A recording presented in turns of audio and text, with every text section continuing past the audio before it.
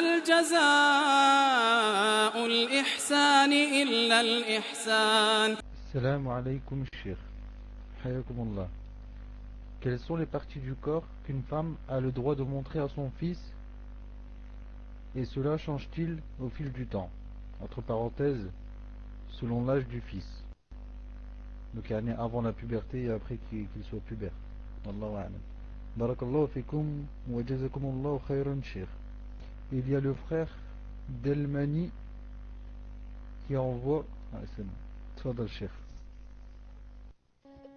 Alaykoum salam wa rahmatullahi wa barakatuh. Taïb. En ce qui concerne les parties du corps qu'une femme peut montrer à son fils, il faut d'abord qu'on divise le fils, disons en deux étapes. En deux étapes. La première étape, où c'est, disons, il est tout petit, il ne sait pas ce qu'il fait, il ne sait pas ce qu'il dit, il est en train de jouer, pleurer, etc. Disons jusqu'à l'âge de 7 ans à peu près. Ensuite, il y a la deuxième étape, c'est à peu près en 7 ou 12 ans, où il est conscient. Il est conscient. Et là, quand il est conscient, il se divise en deux. On a ceux qui sont conscients, ils savent ce qu'ils disent, ils savent, mais qui ne sont pas intéressés comme ça par les femmes.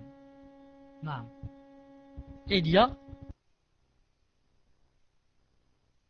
ceux qui sont conscients, mais qui en même temps commencent à être intéressés par les femmes, même étant comme ça très jeunes. Dans ce cas, la mère, il ne lui est plus permis de montrer à son fils, surtout quand il est devenu pubère. Beaucoup de femmes, beaucoup de mères font cette faute. Ils ne savent pas. Ils ne savent pas que l'enfant, quand il est devenu pubère, le garçon, sa mère ne peut lui montrer que les parties ne peut lui montrer que les parties qu'elle montre lorsqu'elle fait quoi? Lorsqu'elle fait les ablutions par exemple. Lorsqu'elle fait des ablutions. Je vais donner des exemples et montrer cela Inch'Allah Ta'ala avec plus de précision. Quand la femme fait des ablutions, qu'est-ce qu'elle peut montrer? Elle peut montrer son visage, son cheveu, parce qu'elle lave son visage, met l'eau sur ses cheveux, ses avant-bras, parce qu'elle fait monter l'eau jusqu'au plus du coude, les pieds, elle peut montrer ses pieds jusqu'à plus haut que les chevilles. J'ajoute quoi? J'ajoute, elle peut montrer à son fils, elle peut lui montrer le début de sa poitrine, c'est-à-dire en descendant du cou et on descend jusqu'au début de la poitrine. C'est-à-dire où si elle met une comment que ça s'appelle, c'est pas attendez, comment on dit, une chaîne, comme si elle mettait une chaîne sur son cou, la chaîne descend jusqu'au début de la poitrine. Toute cette partie, elle peut les montrer à son fils. Mais son fils, qui est maintenant devenu pubère, ou bien très proche de la puberté, elle lui montre pas sa poitrine, ni elle lui montre son dos, ni elle lui montre son nombril, ni elle lui montre ces choses que, sauf son mari, doit voir bi'idn azza wa jal.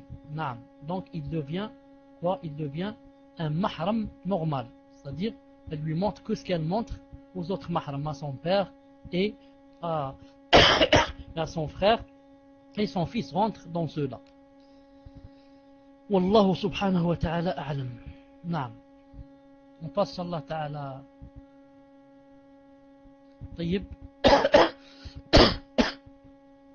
Non, quand il est tout petit, il n'y a aucun problème.